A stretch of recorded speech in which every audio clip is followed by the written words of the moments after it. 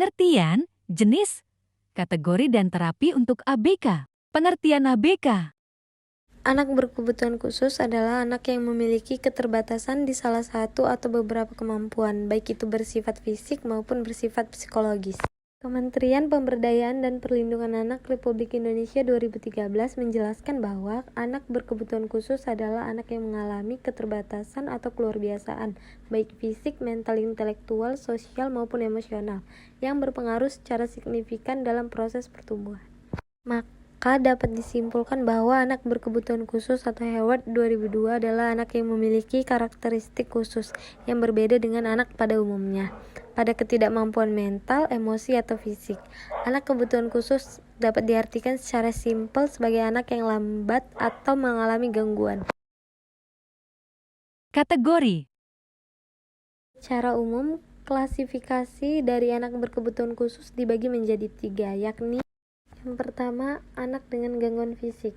A. Tunanetra, yaitu anak yang indera penglihatannya tidak berfungsi sebagai saluran penerimaan informasi dalam kegiatan sehari-hari seperti orang waras. B. Tunarunggu, yaitu anak yang kehilangan seluruh atau sebagian daya pendengarannya sehingga tidak atau kurang mampu berkomunikasi secara verbal. C. Tunadaksa, yaitu anak yang mengalami kelainan atau cacat yang menetap pada gerak, tulang, sendi, dan otot. 2. Anak dengan gangguan emosi dan perilaku. A. Tunalaras, yaitu anak yang mengalami kesulitan dalam penyesuaian diri dan bertingkah laku tidak sesuai dengan norma-norma yang berlaku. B. Tunawicara, yaitu anak yang mengalami kelainan suara, pengucapan, atau kelancaran bicara yang mengakibatkan terjadi penyimpangan bentuk, isi, dan fungsi bahasa. E. Hiperaktif, yaitu gangguan tingkah laku yang tidak normal disebabkan disfungsi neurologis dengan gejala utama tidak mampu mengendalikan gerakan dan memusatkan perhatian. 3. Anak dengan gangguan intelektual. A. Tunagrahita, yaitu anak yang secara nyata mengalami hambatan dan keterbelakangan perkembangan mental intelektual jauh di bawah rata-rata sehingga mengalami kesulitan dalam tugas-tugas akademik, komunikasi, maupun sosial. B. Anak lamban belajar, yaitu anak yang memiliki potensi intelektual sedikit di bawah normal tetapi belum termaksud tunagrahita atau biasanya memiliki IQ sekitar 70-90. C. Anak kesulitan belajar khusus, yaitu anak yang secara nyata mengalami kesulitan dalam tugas-tugas akademik khusus, terutama dalam hal kemampuan membaca, menulis, dan berhitung matematika.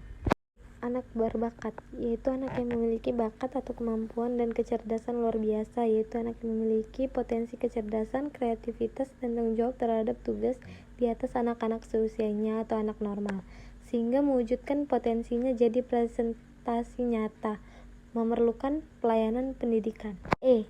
Autisme, yaitu gangguan perkembangan anak yang disebabkan oleh adanya gangguan pada sistem syaraf pusat yang mengakibatkan gangguan dalam interaksi sosial, komunikasi, dan perilaku. F. Indigo, yaitu manusia yang sejak lahir mempunyai kelebihan khusus yang tidak dimiliki manusia pada umumnya. Terapi.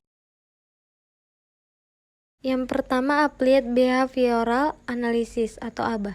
ABA adalah jenis terapi yang telah lama dipakai dan didesain khusus untuk anak dengan autisme.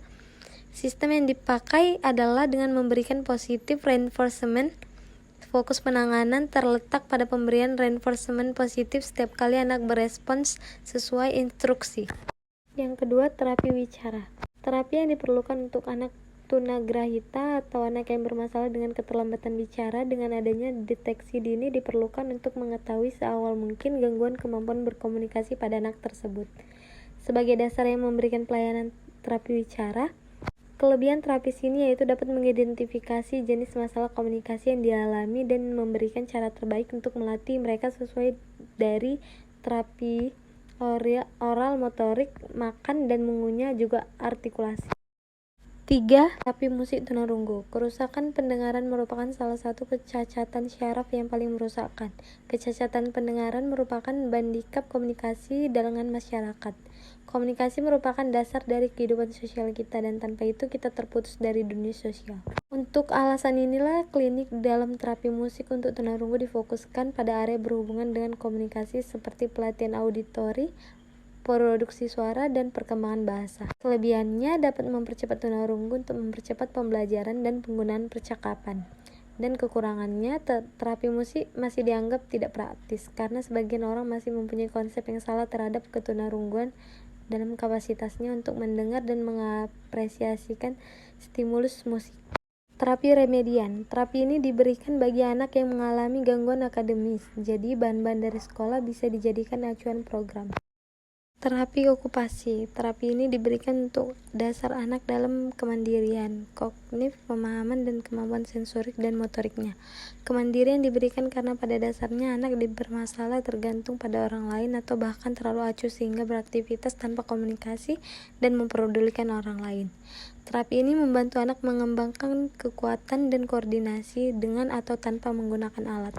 6. Terapi kognitif. Terapi ini diberikan bagi anak yang mengalami gangguan perseptual, misal anak tidak bisa berkonsentrasi, anak yang mengalami gangguan pemahaman, dan lain-lain. Sekian penjelasan dari saya, terima kasih.